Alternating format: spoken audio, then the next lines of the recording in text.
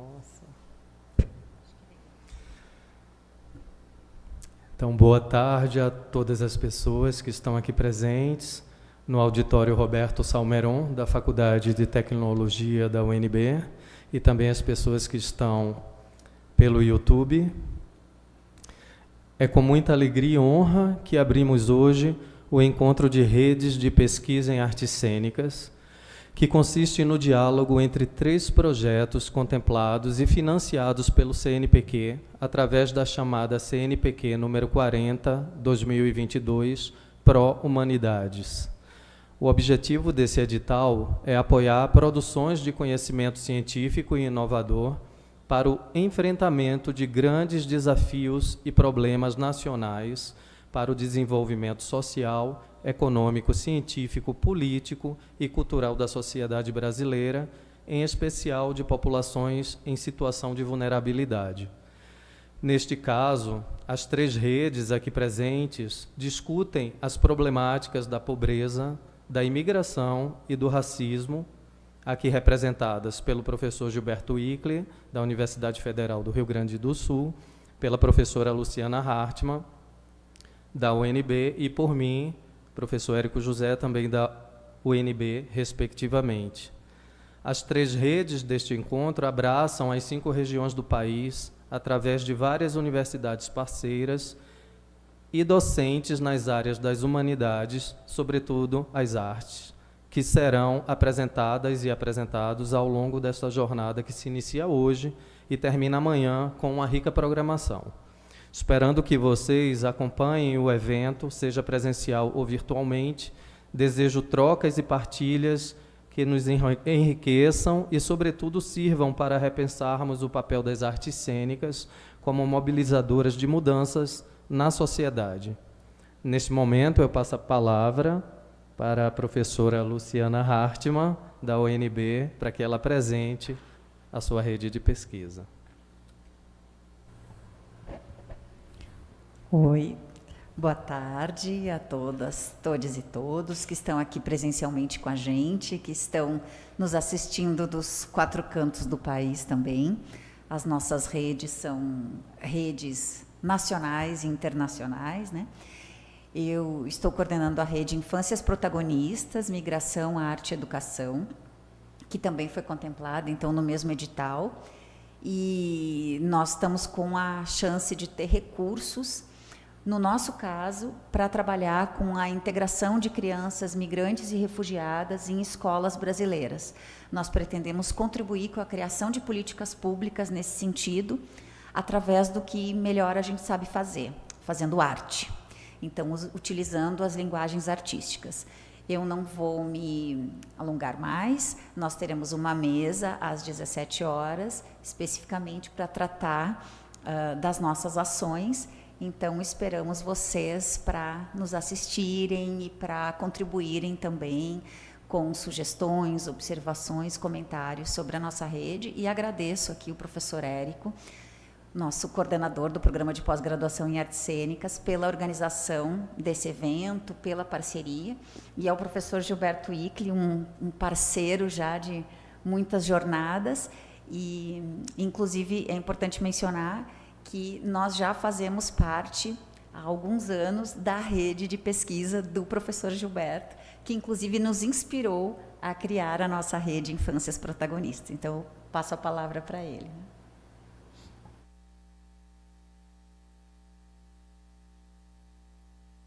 Boa tarde. Boa tarde. Agora sim. Começo agradecendo quem está aqui conosco, quem está nos assistindo pelo YouTube, agradecer aos meus colegas do programa de pós-graduação em artes cênicas, o Érico e a Luciana. Sem o trabalho deles, esse evento não seria possível. Agradecer também o CNPq e também a FAPERGS, que financia a nossa rede. A rede que eu coordeno se chama Rede Internacional de Estudos da Presença. Nós trabalhamos desde 2013 e hoje nós reunimos 22 grupos de pesquisa em 6 países diferentes: o Brasil, Argentina, Moçambique, Angola, Portugal e França. E esse evento de hoje e amanhã abre, de certa forma, para nós, um ciclo de eventos, porque nós teremos outro em Paris, dias 27 e 28 de fevereiro, e em Porto Alegre, 7 e 8 de maio, no qual nós estamos apresentando os dados de cada um dos 22 grupos que fazem parte da nossa rede. E, a partir de maio, então, o nosso trabalho vai ser tentar fazer realmente os cruzamentos, né, fazer aquilo que a gente acha que é mais importante na rede, que é tentar cruzar os dados e as análises para ver se a gente avança um pouco aí nas relações entre pobreza e performance, que eu vou logo agora a seguir falar um pouquinho melhor. Muito obrigado. Obrigado. Então, nesse momento, a gente desfaz essa configuração e o professor Gilberto Icli vai compor a mesa, né, da rede de pesquisa dele. Convido de imediato o colega e as colegas para compor aqui a mesa conosco. E aí já podemos começar.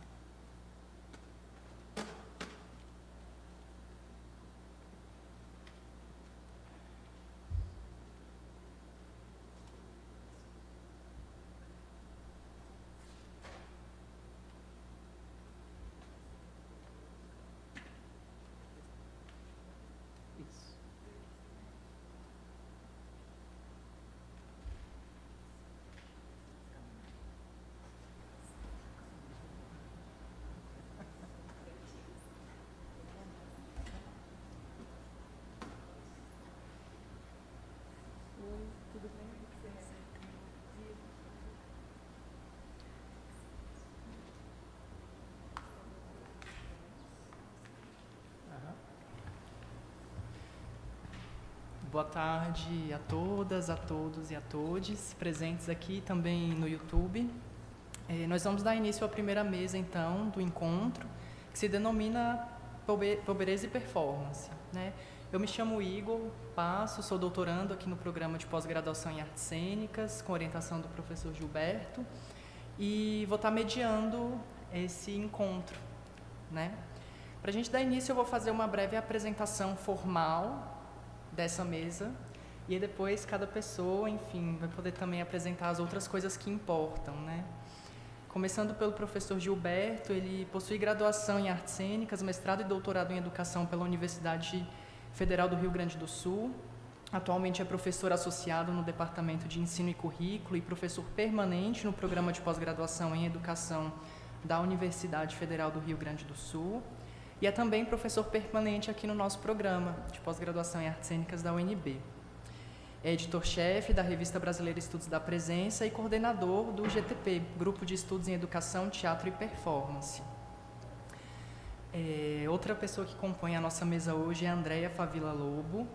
Ela é atriz e escritora, possui bacharelado em Interpretação Teatral pela Universidade Federal do Estado do Rio de Janeiro, graduação em Artes Cênicas, licenciatura plena pela Universidade Federal do Estado do Rio de Janeiro, mestrado em Educação pela Universidade Federal do Espírito Santo e doutorado em Educação pela Universidade Federal de Minas Gerais. É pesquisadora integrante da Rede Internacional de Estudos da Presença e atualmente é professora aposentada na Universidade Federal do Acre e realiza estágio pós-doutoral em Educação na Universidade Federal do Rio Grande do Sul. Tem experiência na área de teatro, educação e formação de atores docentes. Temos também hoje a presença da Valesca Ribeiro Alvim. Ela é professora da linha de pesquisa Teoria e Prática em Artes Cênicas no programa do PPGAC-UFAC, doutora pelo programa de pós-graduação em Artes Cênicas aqui da UNB e mestre pelo programa de pós-graduação em Artes da Unicamp. Atualmente é docente na Universidade Federal do Acre, concentrando suas atividades prioritariamente no curso de formação de professores em artes cênicas. Tem experiência na área de artes, com ênfase na história da dança, dramaturgia corporal e ensino do teatro. Coordena o grupo de pesquisa e extensão em artes cênicas Nós da Casa e é coordenadora do grupo de pesquisa Poéticas do Corpo, Memória e Performatividade. E, para fechar a organização dessa mesa, nós temos a presença da Débora Cristina Salles, que é doutora em Artes Cênicas aqui pelo Programa de Pós-Graduação em Artes Cênicas da UNB, mestre em Educação pelo Programa de Pós-Graduação em Educação da UNB, e é graduada em Letras Português e Espanhol pelo Centro Universitário de Brasília. Professora da Secretaria de Educação do DF desde 97, atuando na docência, coordenação pedagógica e gestão. Tem experiência como pesquisadora na área de educação infantil, com ênfase em narrativas infantis, processos imaginativos e literatura para crianças. Atuou como membro do Comitê Distrital pela Primeira Infância entre 2013 e 2018. Membro do Fórum de Educação Infantil do DF desde 2012, membro do Círculo Vygotskiano, Grupo de Estudos em Teoria Histórico-Cultural. E, por fim, membro do Grupo de Pesquisa CNPq Imagens em Cena.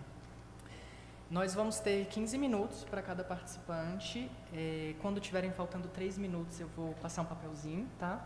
E a gente vai seguir a seguinte ordem. Primeiro o professor Gilberto, depois a professora Andréia, depois a professora Valesca e, por fim, a professora Débora. Tudo bem? Com a palavra, você, Gilberto. Obrigado. Obrigado, Igor. Você pode botar os slides. E vocês me alcançam aquele dispositivo que eu não sei o nome, está ali do lado da Débora.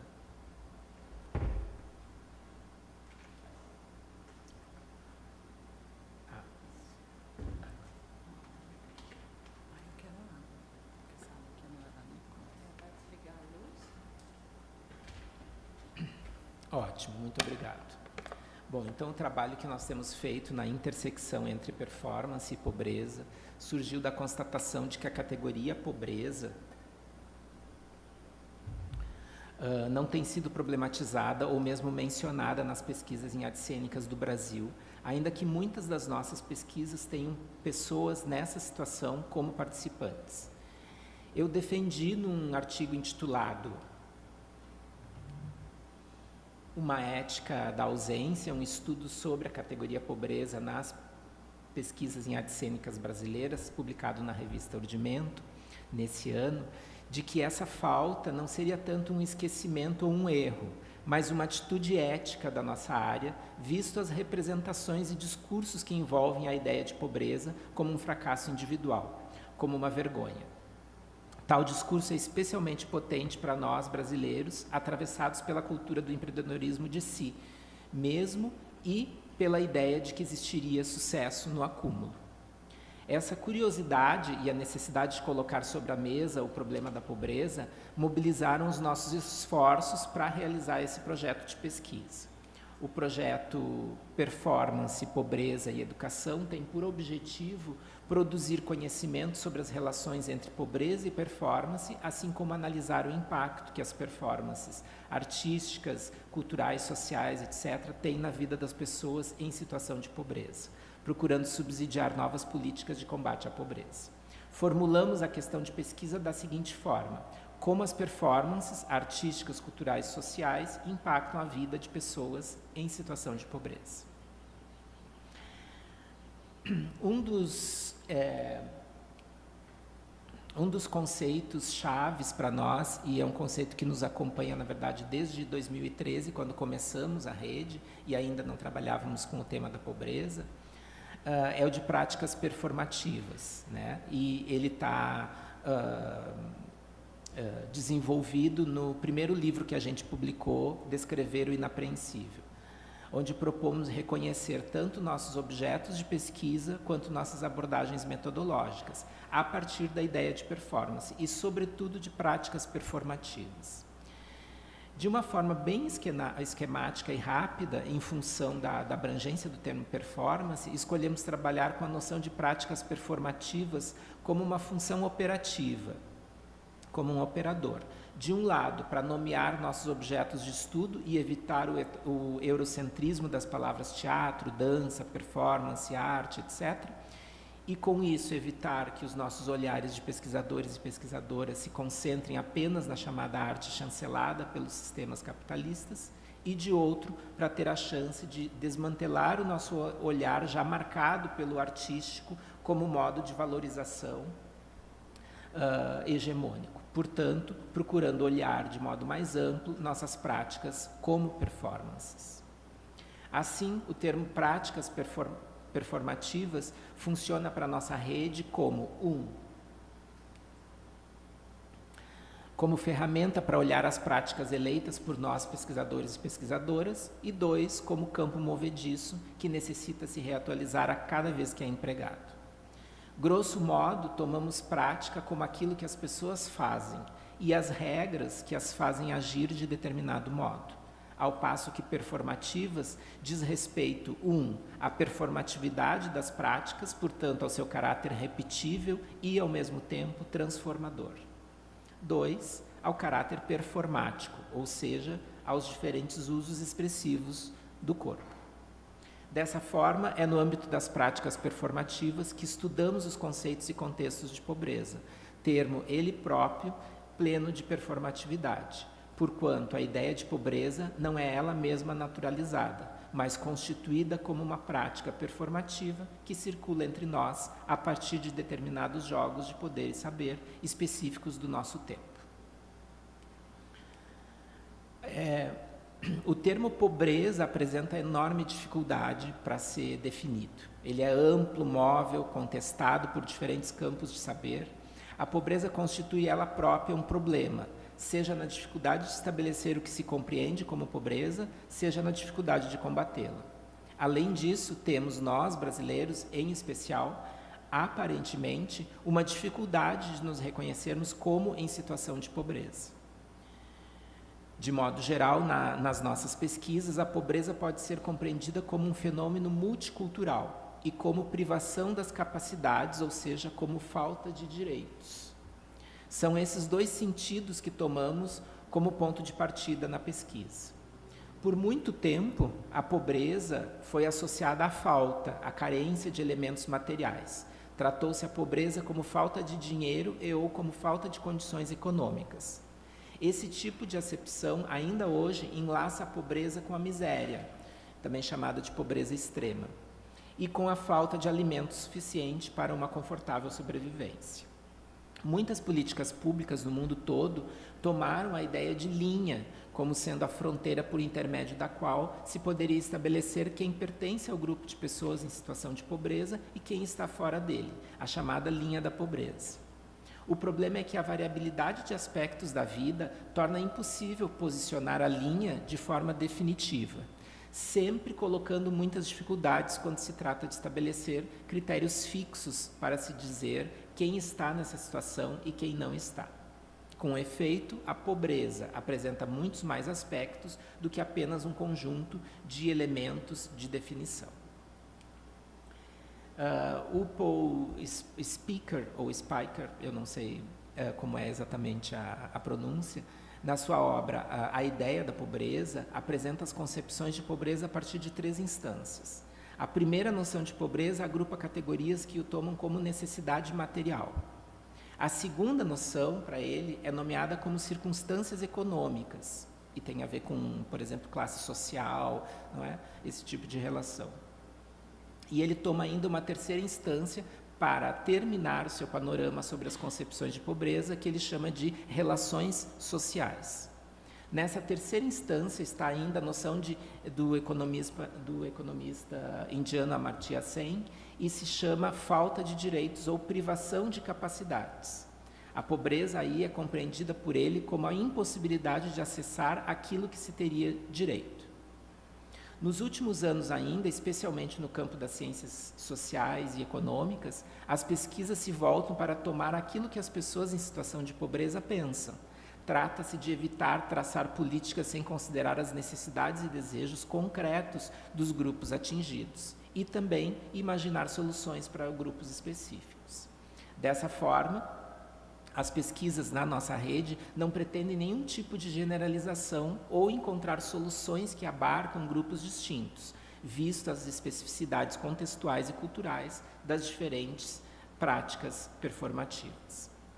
Por quanto se trate de práticas multidimensionais, não podemos abordar a pobreza de modo amplo, mas considerar que a pobreza difere em relação, por exemplo, ao espaço geográfico. Uma pessoa pobre na periferia de Paris não experimenta a pobreza da mesma forma que uma pessoa no interior do Brasil.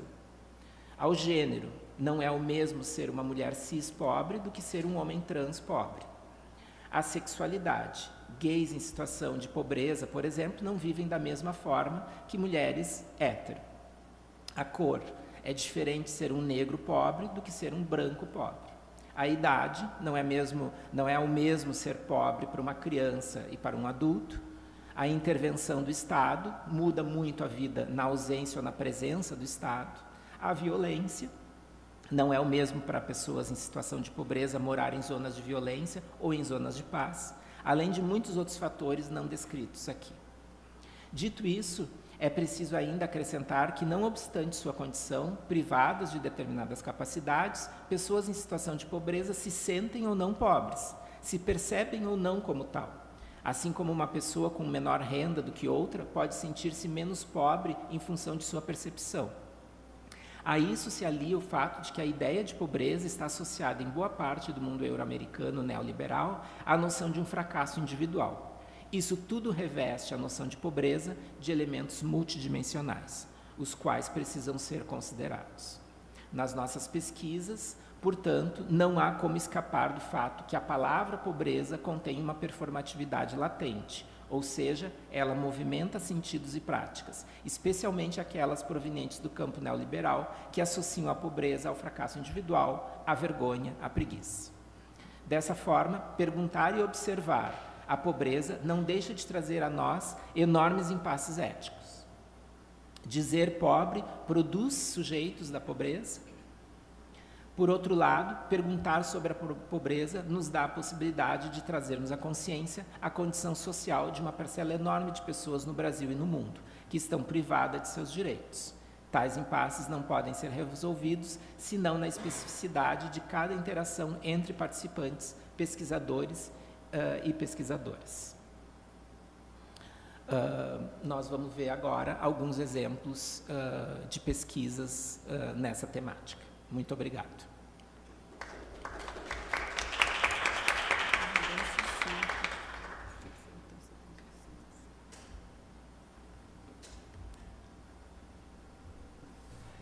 Vamos agora com a professora Valesca. Ah, é Valesca? Ah, isso. É a André, que a André chegou. Ok. Então, a professora Andréia. Tá, então tá. Então, muito fácil. Tá bom. Oi.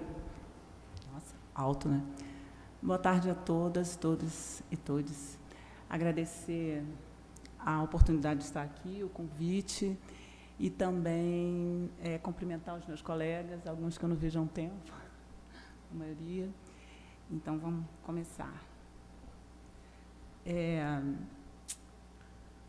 Eu gostaria de iniciar a nossa conversa descrevendo de que lugar que eu falo. Eu sou neta de Maria Cândida, mulher negra, nordestina do sertão de Sergipe, morreu analfabeta.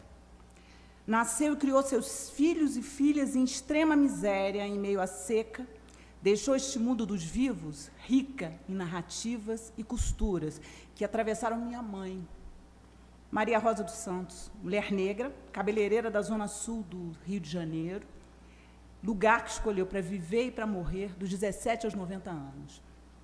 Chegou pelo mar, como tantas antes de nós, um navio cargueiro. Chegou para trabalhar na casa da madame e escapar da fome, junto com sua irmã mais velha, Jardelina dos Santos. As duas irmãs, aos quais dediquei meu doutorado em educação, nunca concluíram os primeiros anos do ensino fundamental. Eu sou Andréa Maria. Atualmente eu realizo estágio pós-doutoral sob a supervisão do professor Gilberto Ickli, coordenador da rede de pesquisa Performance e Pobreza, com quem compartilho essa mesa na tarde de hoje. Sou atriz e docente aposentada da Universidade Federal do Acre, onde trabalhei por 16 anos, e também sou filha de santo de mãe Helena e pai Guilherme da Ordem Umbandista São Jorge Guerreiro, Casa de Caridade Caboclo Sete Espadas de Ogum, localizada na cidade de Lusiana, no Goiás. Bom, a discussão de hoje gira em torno de alguns aspectos sobre a pesquisa participante em andamento que realizo nesse terreiro. O terreiro se localiza no Jardim Ingá, no município de Lusiânia, estado de Goiás. Eu iniciei a pesquisa em julho de 2023 e, desde então, realizo um encontro presencial por mês com as mulheres participantes da pesquisa. O estudo ele envolve aproximadamente 10 mulheres, que também são minhas irmãs de santo, e nosso pai de santo, e se insere no campo da relação entre performance e pobreza, a partir de problematizações sobre a presença feminina nas práticas performativas realizadas em um terreiro de Umbanda e seus impactos no cotidiano dessas pessoas.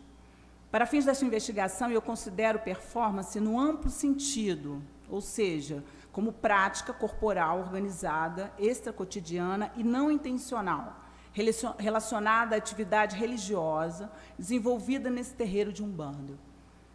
Devido à sua peculiaridade, tais manifestações possuem um caráter extracotidiano por meio das práticas corporais, das subjetividades que delas participam, mesmo que não sejam reconhecidas como performance por parte dessas mesmas subjetividades. Durante meu percurso como pesquisadora e artista docente, algumas inquietações me acompanharam timidamente, numa camuflagem entre salas que ocupei na universidade. Eu percebo agora que tais inquietudes tomavam corpo no trânsito entre espiritualidade, teatro, invenção e pesquisa. Cruzamentos que se movimentavam e se transformavam enquanto buscava espaços em que eu pudesse compartilhar saberes significativos, para além dos muros que eu já conhecia. Enfrentar o espanto e o medo me permite, vez ou outra, espiar um pouco dos pedaços que me constituem e estranhar o habitual, ofuscada por silêncios daquilo que tão convenientemente naturalizo. Se torna necessário quebrar a cegueira por meio de vozes invisíveis e encantos de minha ancestralidade. Sou refém das conquistas daquelas que caminharam o caminho antes de mim. E compreendo hoje não só as privações das mulheres que me antecederam, mas, sobretudo, das mulheres que cruzam meus caminhos nessa peregrinação. Se antes esses cruzos se davam exclusivamente nos corredores da universidade ou nos espaços de atuação cênica, agora eles também se costuram nas estradas por este Brasil, e principalmente nos terreiros que me recebem e acolhem. Se num passado não muito distante exercia exclusivamente a docência legitimada por meio institucional, hoje também aprendo em meio às escutas diversas e invisíveis, numa troca constante que se apresenta em sua dimensão espetacular e devocional. Como contraponto da rebeldia, ainda cismo em dividir e categorizar as coisas. Durante minha passagem pela universidade, essa prática se disfarçava facilmente em meu pseudo-controle de tudo. No entanto, nas estradas e nas giras, no cachimbo do velho, na dança dos caboclos, o espaço é de invenção, terra movediça em que a energia se dispersa cortando mal. No pitar dos charutos e nos gritos, nos giros das saias, a batuta se divide entre corpos compartilhados com a entidade. O corpo roda, indomado, jogando por terra a ilusão de quem se acha no controle do que imaginou possuir. No esforço de encontro com as mulheres, minhas irmãs de santo, organizamos rodas de conversas antes das giras. Trançados são construídos com linha invisível e frágil, ou seja, a mulher que comparece hoje pode faltar na próxima roda amanhã. Seja porque um filho está doente ou porque os afazeres do trabalho a impedem de chegar. E assim vai. Nossos cochichos são regados a comida e choro de criança, arrumação de cabelo e trocas de poucas palavras, muitos olhares e a presença inicial da palavra pobreza, como um brinquedo que bem poderia não existir. Conversar sobre pobreza não é assunto fácil. No entanto, logo que cheguei ao terreiro, percebi que a frase "sou pobre" se apresentava como uma brincadeira ou justificativa lúdica para conversas informais. Relacionava-se principalmente com o não poder fazer, não poder realizar menos ou ter menos. Dessa forma, a palavra pobre designava uma condição da ausência, e quando digo ausência, é preciso compreender que essa falta vai para além da contabilização de recursos financeiros, mas tangencia uma falta que se expande nas diversas dimensões de vida. E, no caso das mulheres, essa falta pode significar uma vulnerabilidade daquilo que, em alguma instância, produz efeito de proteger. Ou seja, dar a oportunidade, dar o apoio para a realização de algo, acolher e impulsionar, prover espaços.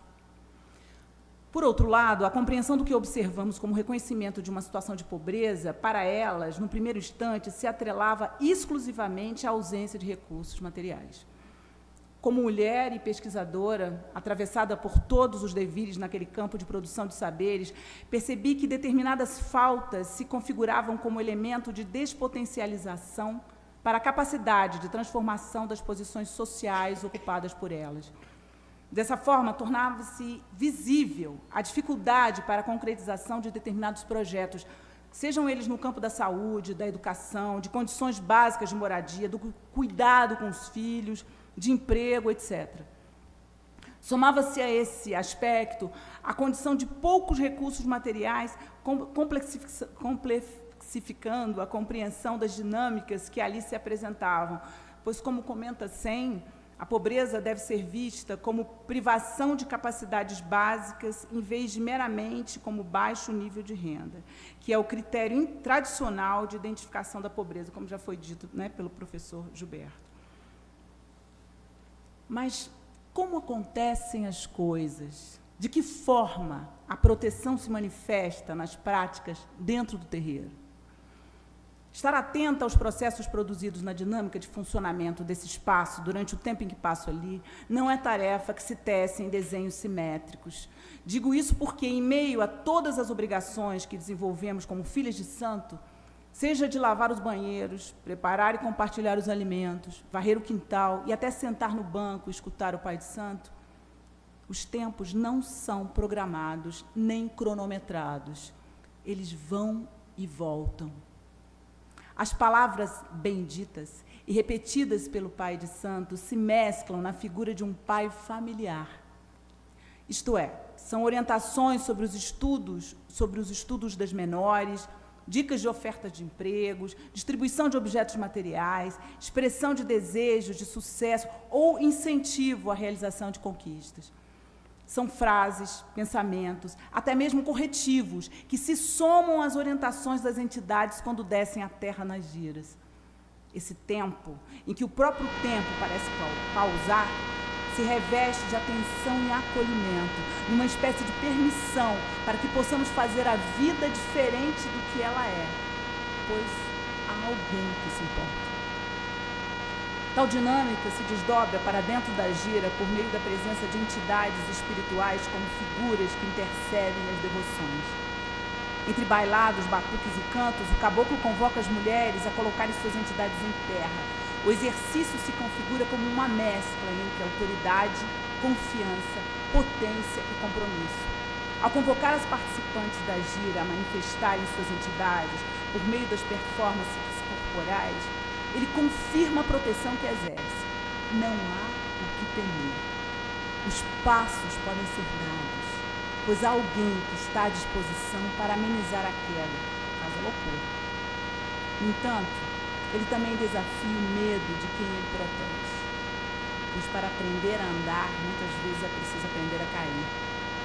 Nessa dinâmica particular, o grupo também exerce proteção. Ele acolhe e confirma a confiança de que você está em campo fechado para o que possa vir a te ferir.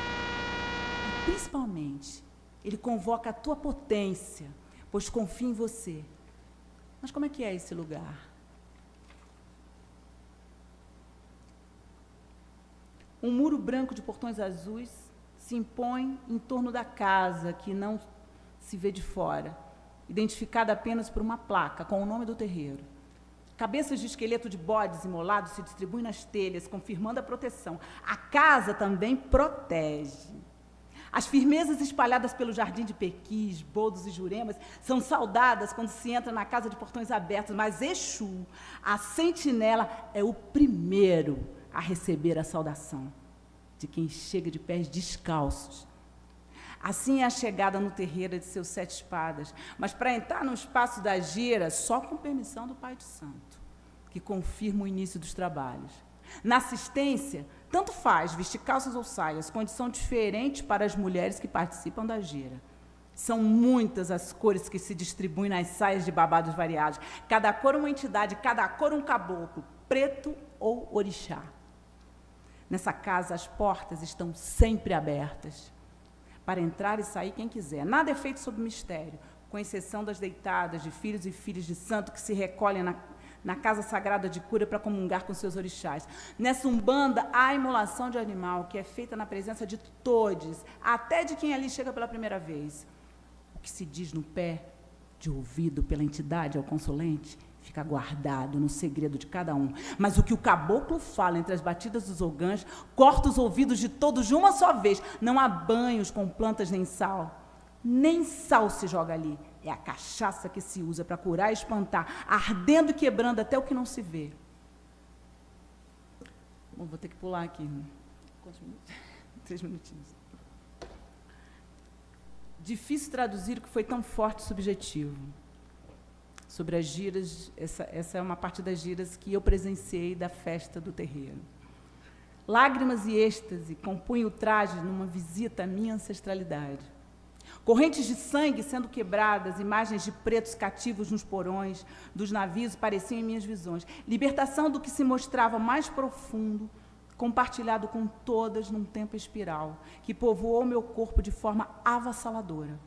Nesse instante, me senti performar para além da superfície da pele, uma força que me atravessou corpo adentro em suor, gosto e lágrimas. Um estado de presença que me deslocou para um lugar em que me permitiu ser tocada por todas as histórias, abrindo as portas para devires, tudo sou eu e nada é somente eu. Atravessada por um olhar de estranhamento, a filha de santo se afastou e pude observar, atenta e admirada, a chegada de seu Zé Pilintra no corpo de pai Guilherme. Seu Zé, como dono da cena, chama com seu toque a presença de outros personagens para compor o centro da gira. E por alguns momentos o terreiro foi povoado por Zé Pilintras, Exus e Pombogiras. E sob o comando do dono da festa, realizaram suas danças e gingas.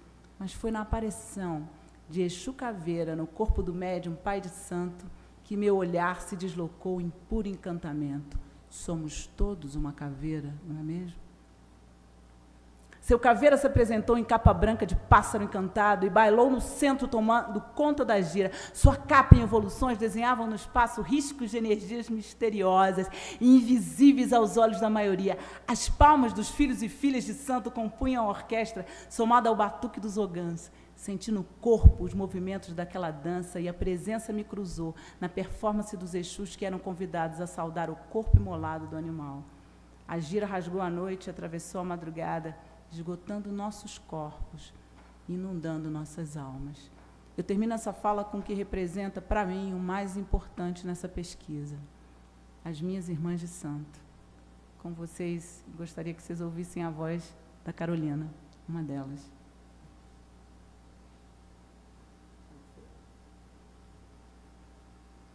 Obrigada.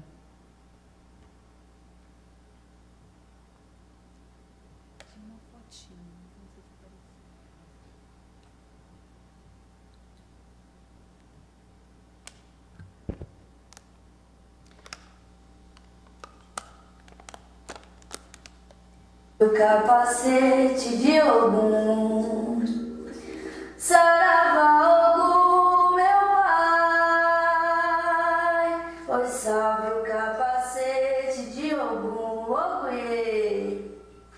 Saravá Ogum, meu pai, seja na Umbanda, seja na Quimbanda, filho de 7 espadas não cai. Seja na Umbanda, seja na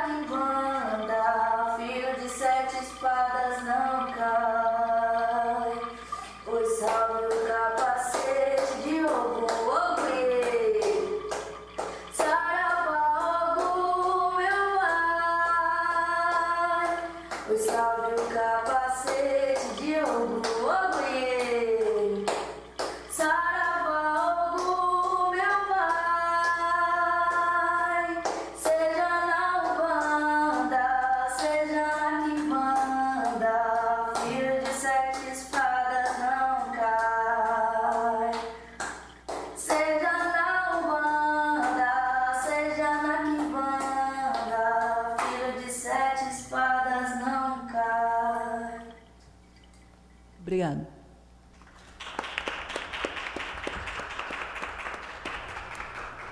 Obrigado, Andréa. Agora sim, nós vamos ouvir a Valesca.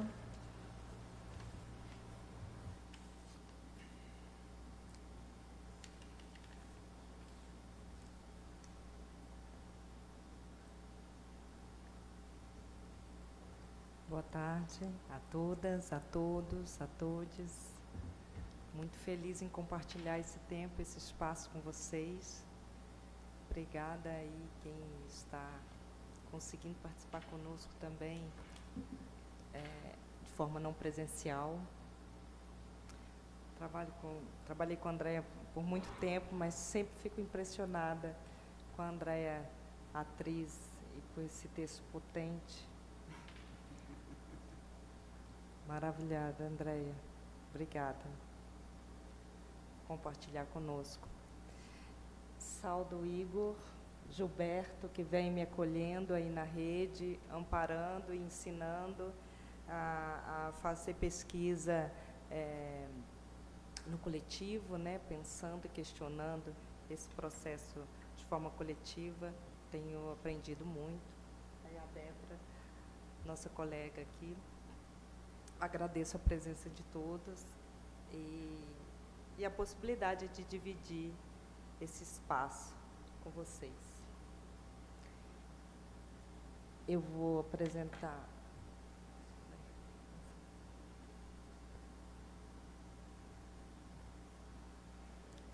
Talvez precise apagar um pouquinho a luz.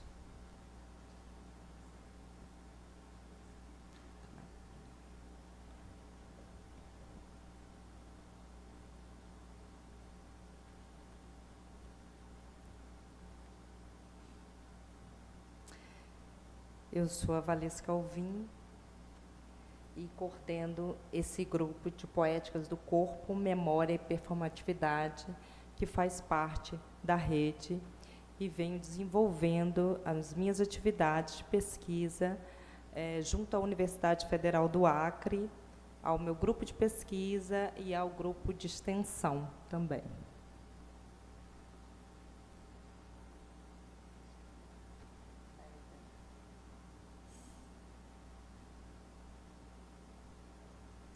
Somente uma falha técnica aqui.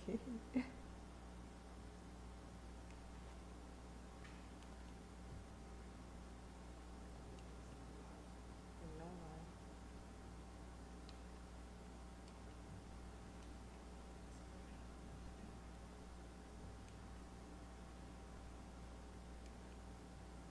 Você pode passar aí? Posso. Porque aqui não está indo. Obrigada, meu bem.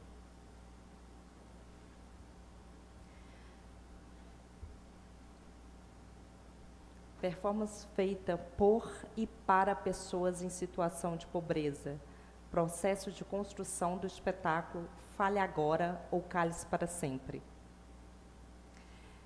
Tudo iniciou o meu questionamento depois de uma circulação por todo o estado do Acre, né? Eu moro há 13 anos em Rio Branco, capital. E durante 6 anos achei que o Acre era Rio Branco. Quando tive a oportunidade de circular, notei a grande diferença entre a capital e os municípios. Logo depois veio o convite da rede. Essa circulação oportunizou acessar mulheres e meninas grávidas, meninas e mulheres que assumiam um compromisso de ser arrimas de família em tenra idade. Algumas pessoas fizeram cursos, né, oficinas, que eu ministrei nos municípios mais longínquos, levando aos 17 anos 3 filhos. E aí esse incômodo me acompanhou durante toda a circulação, e quando eu voltei para a capital, eu quis buscar esses dados. Falei, com certeza, esses dados estão em algum lugar e eu vou acessá-los. um ano depois de acessar esses dados e ficar extremamente incomodada, sem saber o que fazer, recebo o convite da rede, indicação, inclusive, da minha amiga Andréa Favila, de entrar na rede e pensar esse processo junto com os pesquisadores e integrantes do grupo da Universidade Federal do Acre. Então, o grupo Poéticas do Corpo, Memória e Performatividade começou um questionamento sobre quais as linhas discursivas e forças sociais estão agenciadas para manter essa questão da alta fecundidade no Acre, apartada dos centros de produção de conhecimento, incipiente nas produções bibliográficas e esvaziadas dos debates públicos, porque eu já estava no Estado há 7 anos e não tinha conhecimento e dimensão do quantitativo da alta fecundidade de meninas no Estado. E quando fui questionar os meus colegas da Universidade Federal do Acre, eles também não. O grupo de pesquisa, também não. E aí levei os dados, que busquei assim, que acabou a circulação, e o grupo de pesquisa se interessou a dedicar um tempo e um espaço para o tema.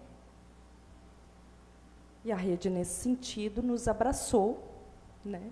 E, desde então, começamos a trabalhar com esse conceito de pobreza que o Gilberto Igli colocou tão bem e que eu coloco aqui só para ratificar.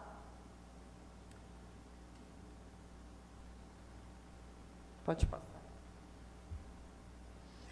Fiz questão de trazer, porque muitos de nós não conhecem o estado do Acre, né? Fiz questão de trazer um mapa onde mostra a capital aqui, tá? E toda essa região, inclusive aqui é chamado de Vale do Avião, onde só chega por rio ou por voo. São regiões de difícil acesso e, não estranhamente, onde estão a alta fecundidade maior do Estado, estão nesses municípios aqui.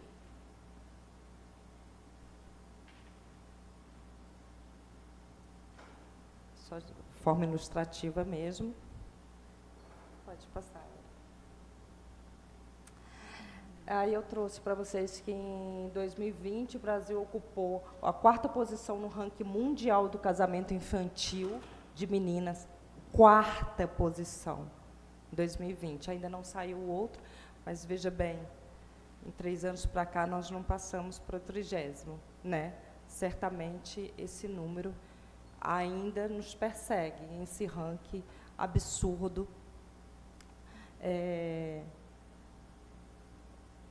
abrange principalmente o norte, né? Então, quando se divide nos estados, o norte ainda pulsa nesse sentido, né? Na privação de capacidades dessas meninas, né? O Acre está no ranking aí há 3 anos com a maior taxa de fecundidade entre meninas e adolescentes, e fica brigando do 1º lugar com Roraima. Aí eu trouxe algumas referências, né, só para elucidar, e aí faço questão de colocar a data, porque às vezes a gente fala e as pessoas acham que mas isso é anos 90. Falo com os próprios pares dentro da Universidade Federal do Acre, eu falo, mas isso é, acho que, anos 90, 2000, será? E aí eu venho trazendo os dados. Inclusive, durante a pesquisa, o grupo se aproximou da coordenadora da maternidade Bárbara Leodora, que é a maior maternidade do Estado, e os números são absurdos, assustadores. O número de morte materna infantil também é gigantesco. Morte materna do feto, cesáreas forçadas, por conta do corpo ainda não ser preparado para realizar parto normal.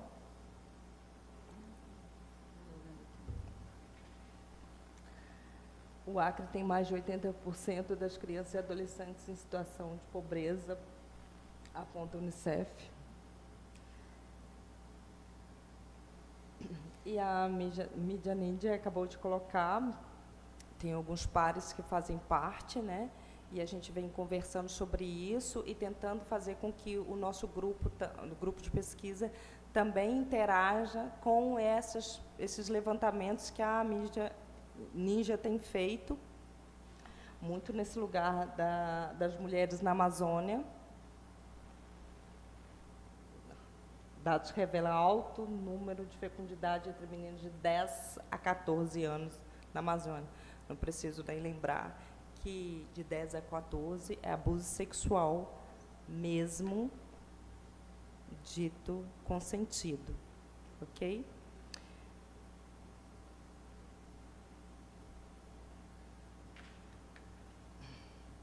Para tanto, nós decidimos discutir essas questões no lugar que a gente sabe discutir, né? Nós começamos a pensar na produção de um trabalho, na criação de um trabalho, tá? Que acabou sendo o Fale Agora, o Cálice para Sempre.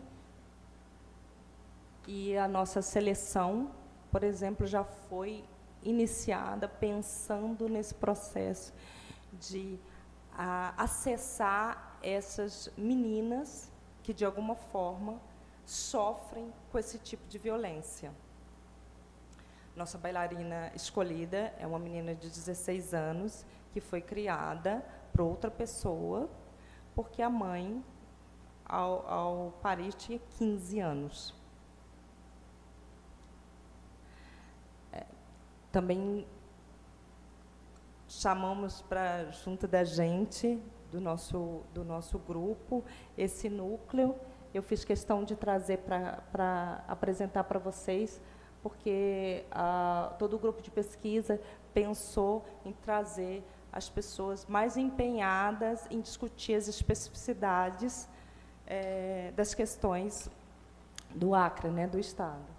Então, nós chamamos esse grupo de pesquisa de computação musical da região norte, que já vem trabalhando há muito tempo com as questões específicas, para fazer a trilha sonora, com base nos relatos dessas meninas que a gente veio fazendo durante o percurso com um grupo de pesquisa. A figurinista Gessiane Barroso é uma mulher potente, egressa do curso de artes cênicas, uma artista, artesã, que também foi criada pela avó, porque a mãe não teve condições de criar, porque engravidou aos 16 anos. A Gessiane ficou tão interessada no processo que começou a desenvolver o mestrado dela, o processo de criação do traje da cena para o espetáculo de dança contemporânea Fale Agora, o Cálice para Sempre. Também chamamos o NAI, o coordenador do NAI, da UFAC, para fazer parte do projeto, e nós temos intérpretes de Libras durante todo o espetáculo, para ampliar as discussões da performance.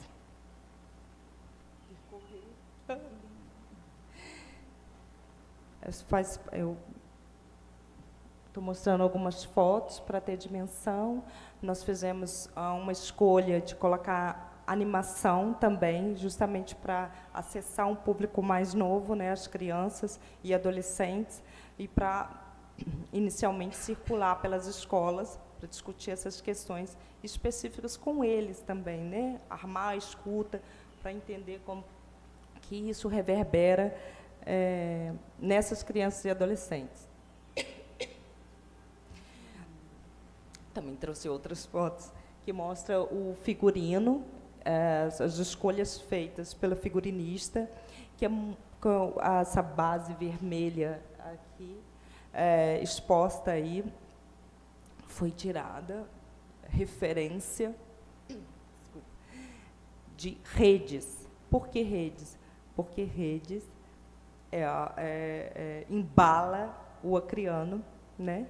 Então, você vê o acriano deitado na rede para dormir, para descansar, para embalar os filhos, né? Durante a fase adulta.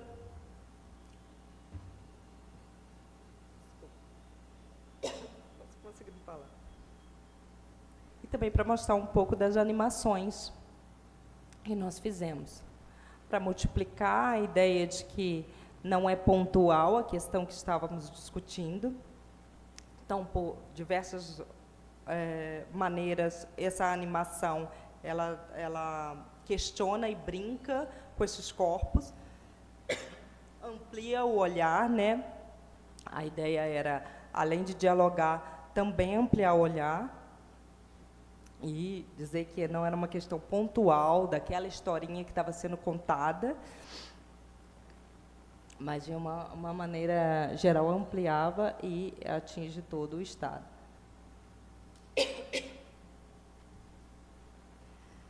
Essa foi uma apresentação que fizemos para a escola, né? E aí depois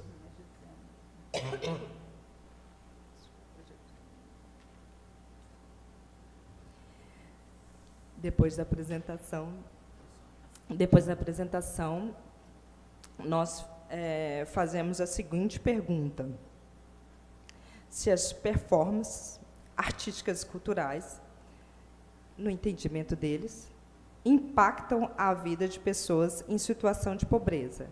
Antes, explicamos qual o entendimento de pobreza que estamos trabalhando. E aí, esses alunos de ensino médio respondem, a gente grava, filma, para depois transcrever. Essa parte, por exemplo, já foi mandada até para a rede e foi transcrita. E, já que está finalizando, eu vou usar a fala de uma das alunas, que disse que acreditava que sim, porque ela passou anos brigando com o irmão, porque o irmão tinha um entendimento que as mulheres que eram abusadas eram porque elas estavam no lugar errado, na hora errada, com a roupa errada, e ela nunca conseguiu convencê-lo a partir da sua oralidade. E aí ela apresentou uma exposição de uma artista paulistana que reproduziu trajes de 56 mulheres que tinham sido abusadas. E a exposição era essa. E mostrou, e aí ela explicou que em 20 minutos de exposição ele compreendeu e agora ele defende a ideia que ela vinha desenvolvendo e defendendo durante todo o tempo, que não conseguia convencê-lo. Então, ela acredita que sim, e a gente teve um resultado muito positivo junto às escolas, né? A Secretaria de Educação abraçou o projeto do grupo,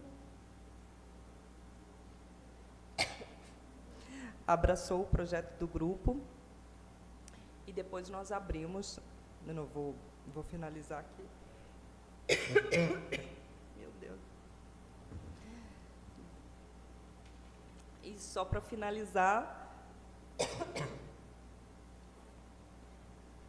nós abrimos a apresentação. Depois das escolas, nós abrimos para um público geral, numa curta temporada, porque nós temos muita dificuldade de espaço cênico no Estado, tá? Uma curta temporada. E, nessa curta temporada, um antropólogo canadense conheceu o espetáculo, falou para a mulher dele, que é uma brasileira, ela nos colocou numa rede e nós fomos convidados para apresentar o trabalho em Portugal. Então, o grupo foi em setembro para Portugal apresentar o espetáculo. Em outubro, eu fui fazer a produção em Tarauacá, que é o município com maior taxa de fecundidade entre crianças. E nós já fechamos uma apresentação em maio.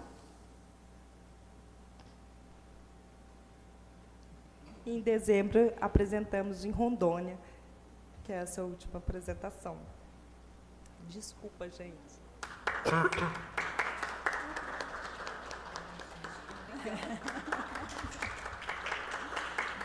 Perdão, Igor. Obrigado, Valesca. E agora nós vamos ouvir a Débora. Com você a palavra, Débora.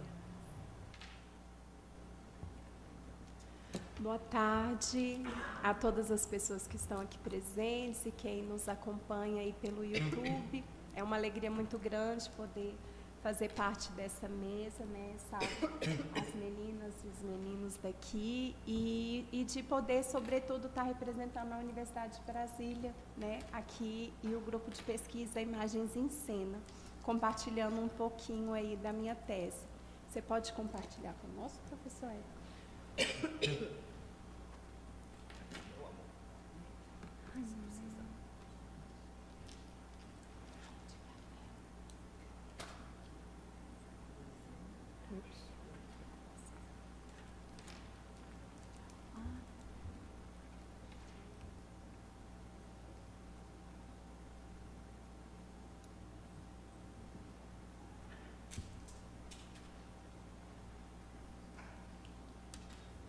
Só um minuto, Débora.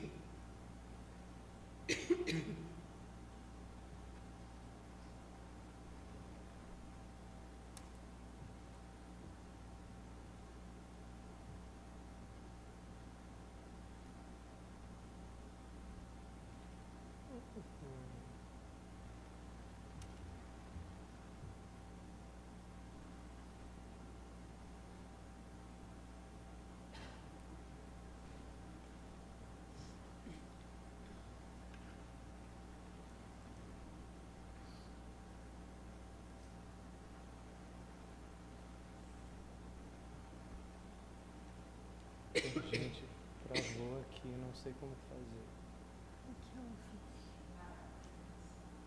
Não está saindo.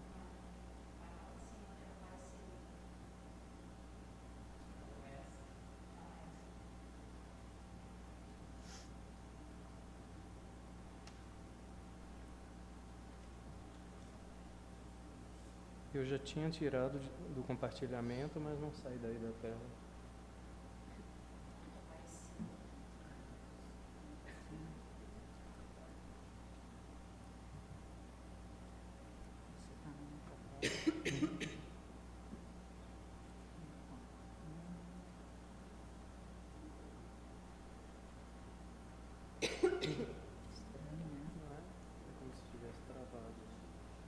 Se você vier aqui para a janela, você já tentou? Coloquei aqui. E ela não vai. E aqui, se você for parar, vamos parar e começar de novo? Não, fica à vontade.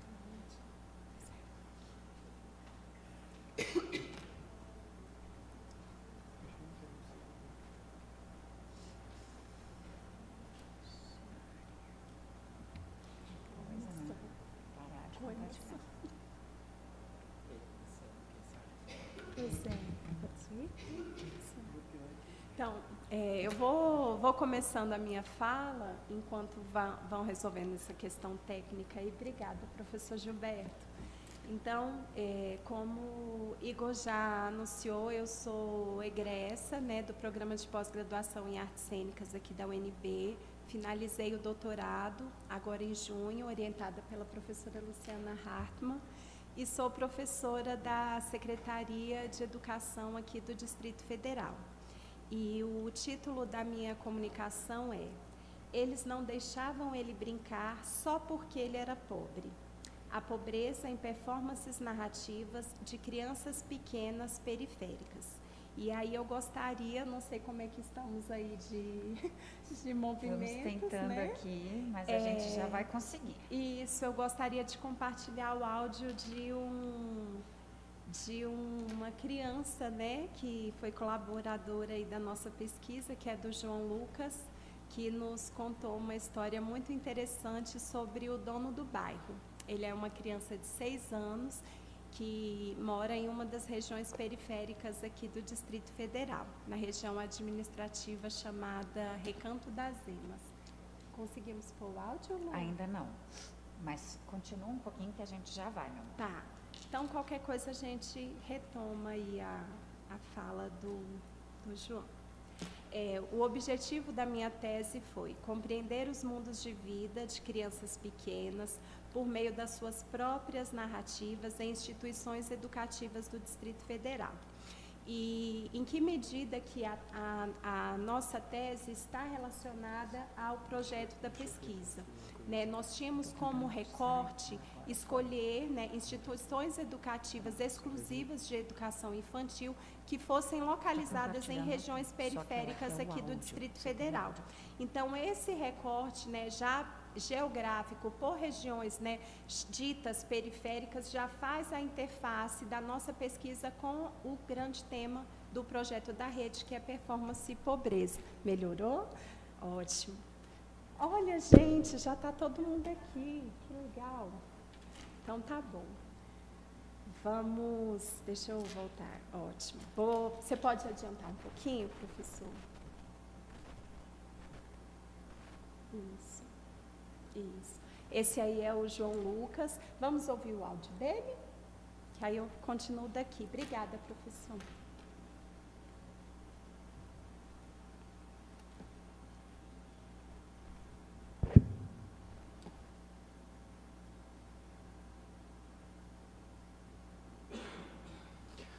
Oi, Marco. Você pode colocar o áudio para a gente aqui? Era uma vez um menino se chamado Marcos. Aí, um menino que tinha lá perto da casa dele, ele pedia para brincar com eles e eles não deixavam. Só porque ele era pobre. Aí depois, um dia, aqueles meninos que não deixavam o Marcos brincar com eles, deram um chute no Marcos. Aí depois, no outro dia, o Marcos que deu um chute nele. Aí depois, ele pegou o boné de um, matou os dois. Aí, ele pegou o boné, fez os dois desmaiar. Aí pegou o boné de um e vestiu. Aí ele falou que o nome dele era Marquinhos 71. Sério? E aí? Aí depois ele virou o valentão, o que vencia todos. O que vencia todos. O que vencia todos. Aí ele começou a bater em todo mundo, ele era dono do bairro. É mesmo? E fim, né, gente? Você pode passar, professor, por favor? Então, dando andamento, agora que nós ouvimos, né, a voz do João, contando aí um pouquinho sobre essa saga aí do Marcos, né, e como vocês puderam perceber pela paisagem sonora, né, ele contou essa história em um momento de atividade livre no parque, e onde ele pôde contar, e vamos lá para as escolas, né? As escolas, na pesquisa, nós nomeamos, né, com o nome de uma árvore muito importante aqui no Centro-Oeste, que é o IP. Então, nós atuamos na cidade estrutural, e nós chamamos essa escola de IP Rosa, em Planaltina, IP Branco, no Recanto das Emas, IP Roxo, no Riacho Fundo 2, IP Amarelo. E aí, nessas instituições, nós trabalhamos com 4 turmas do segundo período da educação infantil, com crianças de 5 e 6 anos. Você pode passar, professor?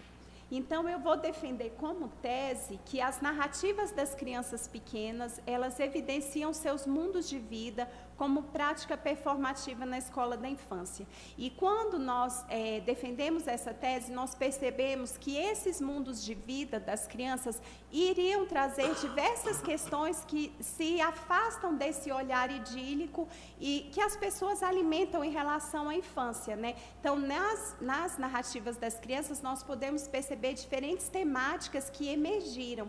E a pobreza foi uma dessas temáticas, né? Uma das categorias de análise da tese. Como aqui o nosso recorte é pobreza, a gente vai estar só enfocando essa.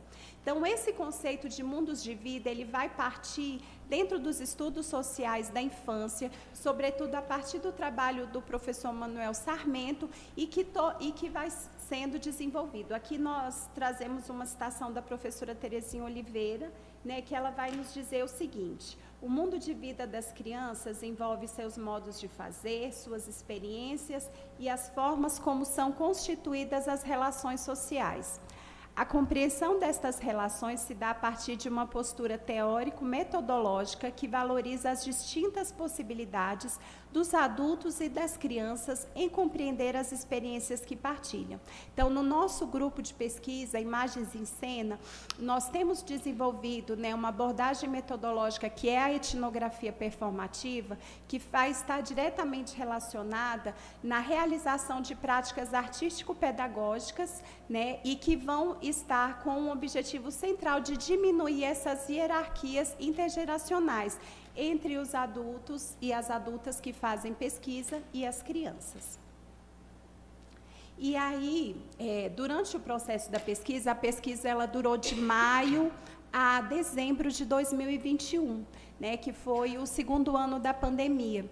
Então, nesse período que nós estivemos na escola, nós podemos acompanhar diferentes momentos do atendimento das crianças, né, por essas unidades educativas, e também podemos, de fato, desenvolver diferentes estratégias metodológicas a partir de oficinas de contação de história, de mediação de leituras, atividades lúdicas, né. As crianças puderam se expressar através dos seus registros pictóricos, através dos seus registros fotográficos, e a gente foi elaborando um grande acervo de práticas performativas desenvolvidas com as crianças nesse período. Contudo, nós sentimos a falta de termos também histórias criadas pelas crianças. Então, surgiu, né, a oportunidade de criar a obra Crianças Narradoras. Então, nós fizemos escuta das crianças das 4 instituições educativas. Então, totalizamos 57 performances narrativas de crianças pequenas. E, a partir nesse volume de 57 histórias, apenas 3 trazem a pobreza através da palavra pobre ou através da sinalização de uma situação que está relacionada com a pobreza. Então, nós temos a história que abriu essa comunicação do João Lucas, né?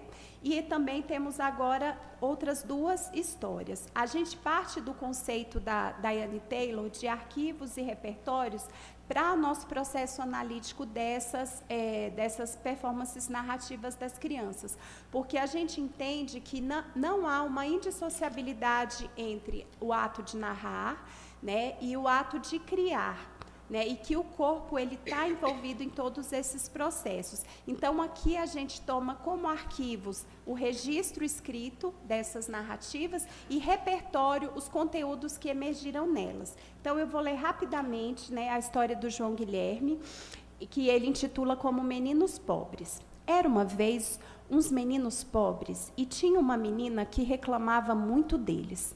Aí, num dia, ela foi lá. Aí tinha uma outra menina que viu eles com fome e dormindo no chão.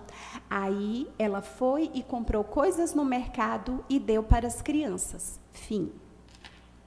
Na história do Guilherme, intitulada por ele como Menino Solitário, ele vai nos dizer assim: era uma vez um menino solitário. Ele não tinha pai nem mãe e morava na rua.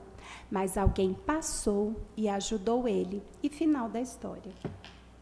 E aqui a transcrição, né, da história do João Lucas, que nós podemos ouvir a voz dele e que eu não vou ler porque a gente ouviu diretamente com a voz do autor. Então, o que nós percebemos, né? Foram 3 meninos. Então, há uma questão de gênero, né, nessa fala. Então, foram 3 meninos que abordaram essa temática, e desses 3 meninos, 2 residem na cidade estrutural e 1 reside no Recanto das Emas. Todos bairros que há realmente um alto índice de pobreza. Então, a partir, né, dessas histórias, a gente trouxe aqui para dialogar um pouquinho essa citação da Diane Taylor, onde ela diz o seguinte: o ato de contar é tão importante quanto o ato de escrever. O fazer é tão central quanto registrar a memória passada por meio dos corpos e práticas mnemônicas. Então, eu trago essa foto, né, do momento da pesquisa, onde as crianças estavam narrando as histórias umas para as outras. Então, as 2 histórias, elas já...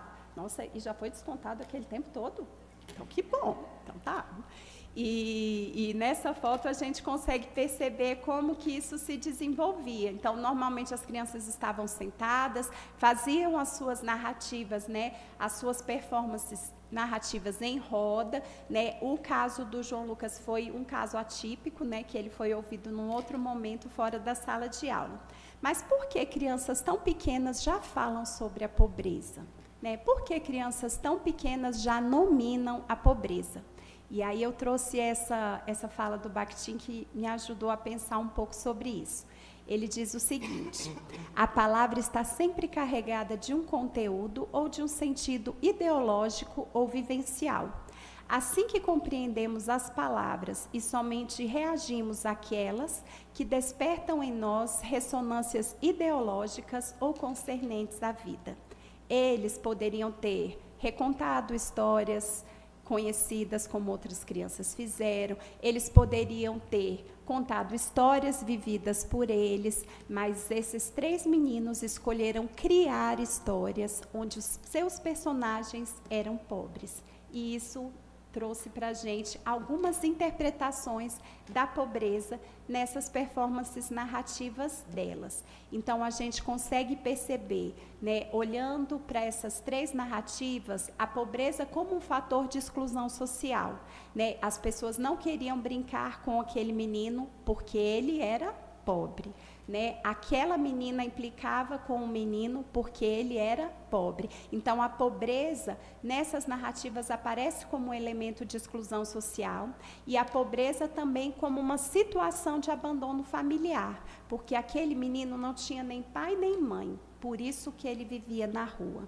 Então, a gente consegue perceber os sentidos que as crianças vão construindo a partir dessa palavra. E a pobreza como um dispositivo para a violência, né? Então, sobretudo na história que nós ouvimos, né, a criança narrar, há uma virada de uma transformação do personagem.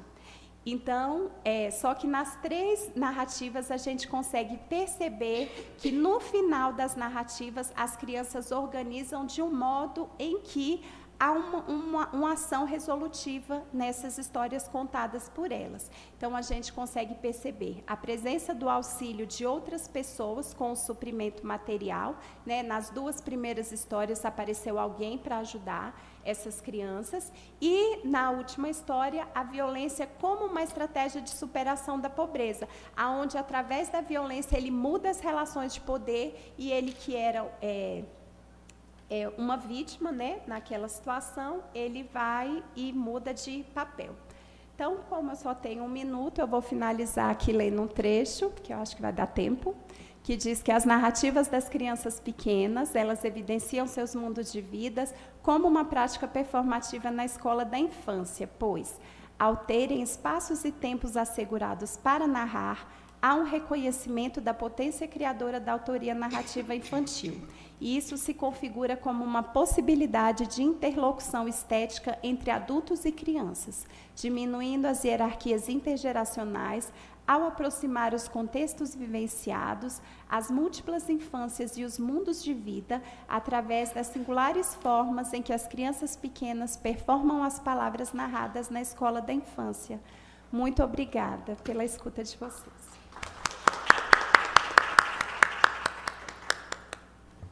Obrigada, Débora.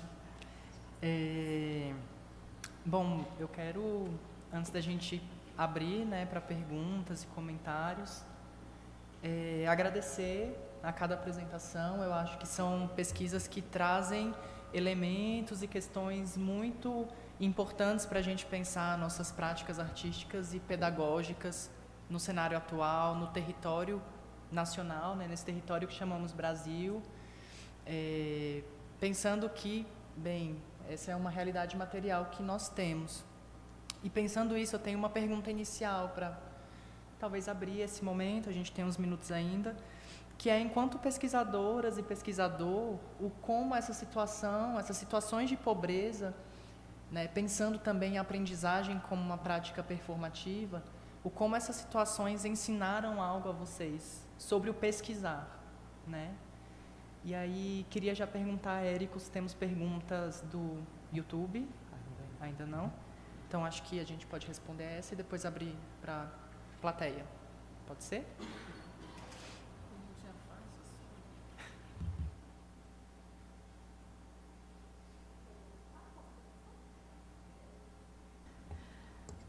Tá fresquinho, né? Então, eu, como professora da educação básica, né, da rede pública do Distrito Federal e atuando muitos e muitos anos em regiões periféricas, a gente percebe que, sim, a questão da pobreza, e que eu gostei muito quando o professor Icli fala dessa dificuldade em ser nominada, né, e ela é algo que move as relações. Então, eu trabalho com crianças pequenas, né, como professora e num campo de pesquisa também. E, em alguns momentos, nós percebemos quando uma criança fala para outra assim, você é pobre, e esse você é pobre age como um insulto, né? E aí uma criança vem, ele me chamou de pobre. Então, a pobreza, né, dos sentidos, né, que vão sendo construídos na infância, né, sobretudo dentro do sistema capitalista que nós vivemos, é que ser pobre é um insulto. E quando algo que me chamou muito a atenção, e falando agora sobre a pesquisa e sobre essas três narrativas em si, foi a necessidade que as crianças tiveram de pontuar situações como essa. E que são situações que vão trazer alguns elementos da realidade material delas, né? Porque se há uma privação, há alguém também que vai suprir, trazer o suprimento, alguém que vai trazer uma cesta básica, alguma relação, seja ela do Estado, seja ela o terceiro setor, enfim. E isso foi algo que me chamou muito a atenção, dentro desse escopo dessas 57 narrativas.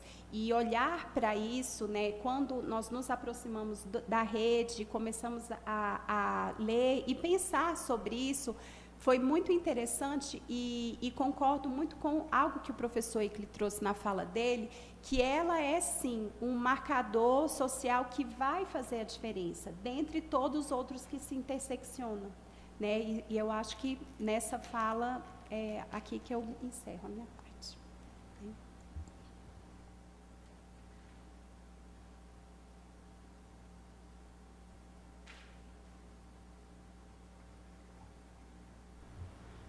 A gente pode também abrir para a plateia. Se alguém tiver uma pergunta, nosso tempo está um pouco corrido, então acho que dá tempo para uma pergunta da plateia. Igor, eu peço licença, só para trazer uns comentários, né, do YouTube. Como eu disse, não tem nenhuma pergunta até o momento, mas durante as palestras e tal, as falas. Então, Suelen Rodrigues, ela diz, nosso Acre sendo bem representado pela doutora em artes cênicas Valesca Alvim. Tem uma plateia fã aqui, viu, Valesca? Várias para você. Ana Carolina Arantes. Na expectativa de conhecer a respeito do espetáculo Fale Agora ou Cale-se para Sempre. Deve ser uma experiência riquíssima que o Acre produziu para todos nós. Adriana Maria diz: esse espetáculo é grandioso, nos mostra muito sobre a problemática que a Valesca nos traz. E a Adriana Maria diz: está lindo, que fala maravilhosa essa da professora Andréa. Eu vou precisar passar um microfone para vocês, tá?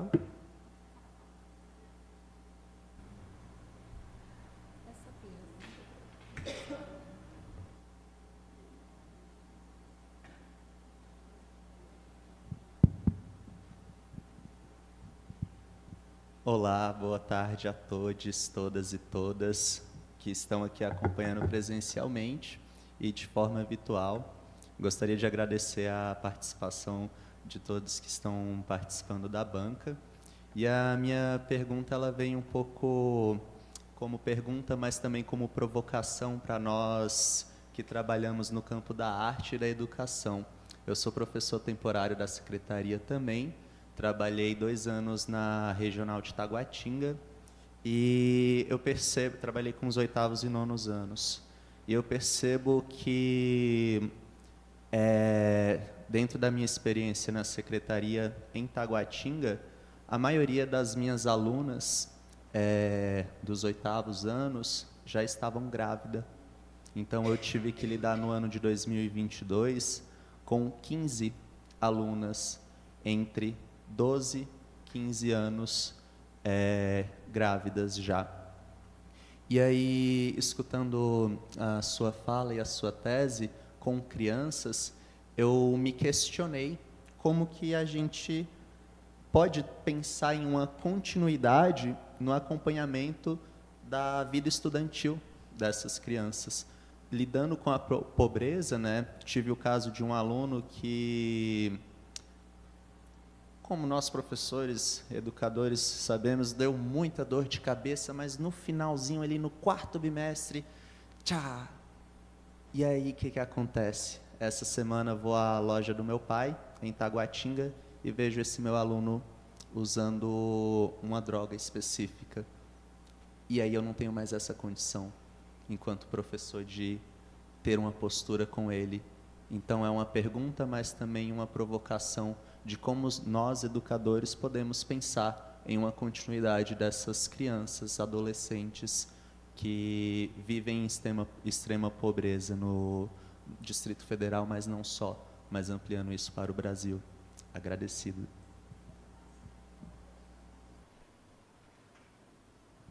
Eu vou pedir licença bem rapidinho, então, agradecer essa mesa maravilhosa, assim, cada fala, né? É muito inspiradora, acho que abre para um diálogo e que, de fato, tem uma inovação, porque a gente não está habituado a entrar nesses temas nas artes cênicas. Então, acho que tem uma riqueza aí, tem esse caráter original. E eu também, não é para ser respondido, porque nós vamos ter que acelerar um pouquinho, mas eu acho que é para a gente pensar, se vocês quiserem comentar, porque tem a ver com o que o Matheus levanta, que é, e eu pensei isso ao longo das falas de vocês, o que a gente pode fazer também para evitar esse estigma, porque se trata também de um estigma contra a pobreza, o estigma que as meninas vivenciam pela gravidez precoce também, enfim, né? E como é que a gente inclui esse público, os nossos interlocutores, nas nossas pesquisas, que me parece que é o que vocês todas estão fazendo, e que é muito bonito, né? A pesquisa colaborativa e a pesquisa junto, né, com os interlocutores. Então, muito obrigada e parabéns. Posso comentar em 2 minutos, que é o tempo que a gente tem. Acho que não precisa desse, né? Eu acho que essa é uma das questões assim, metodológicas que a gente enfrenta, isso que a Lu tá trazendo, né? Mas, às vezes, e isso é um aprendizado, para responder a pergunta do Igor, a gente se surpreende sempre, porque, na verdade, a gente tem sempre um monte de ideia pré-concebida. E o trabalho da pesquisa, na verdade, é o que faz a gente dar um passo atrás, né?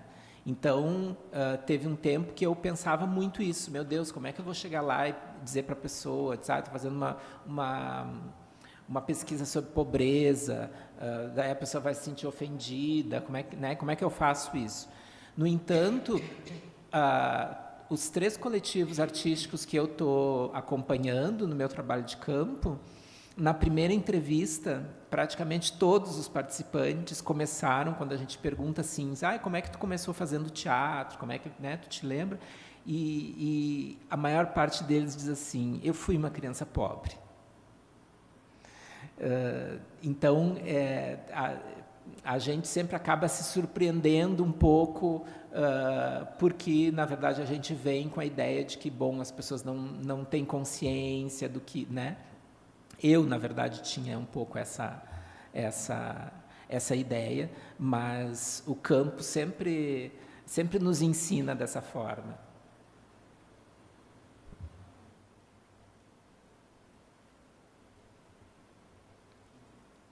Essa é uma questão muito interessante, porque atravessa as nossas questões lá com o grupo também, com o grupo de pesquisa, no entendimento de quais políticas públicas que poderiam iniciar ou causar mínimas fissuras nesse organismo, né?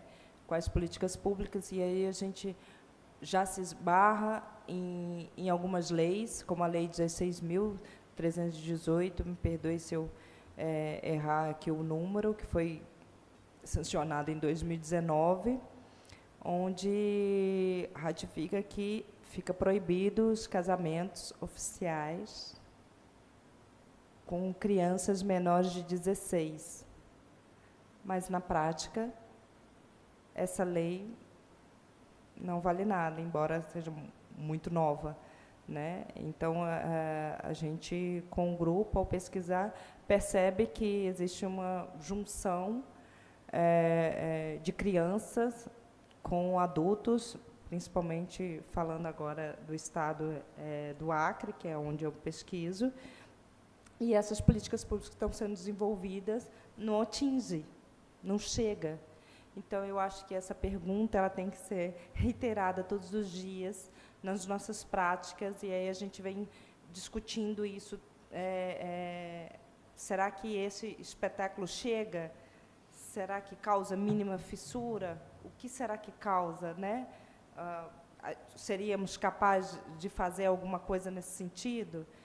E a sua pergunta é extremamente importante, e eu acho que ela tem que ser reiterada sempre.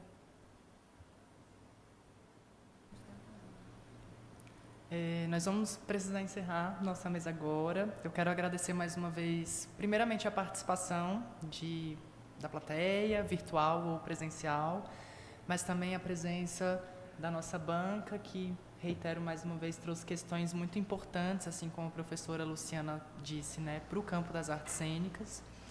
E daqui a pouquinho nós vamos ter uma próxima mesa, bem interessante também, então convido a todas e a todos a continuarem conosco. No YouTube é um outro link, né, Érico? Isso, para o pessoal que está online, a gente vai encerrar essa mesa, né, no YouTube, e aí a gente vai para o link da próxima mesa, que seria às 17h, a gente está começando um pouquinho mais cedo, né, assim umas 16h50, 16h55, no outro link da mesa Imigração e Arte e Educação.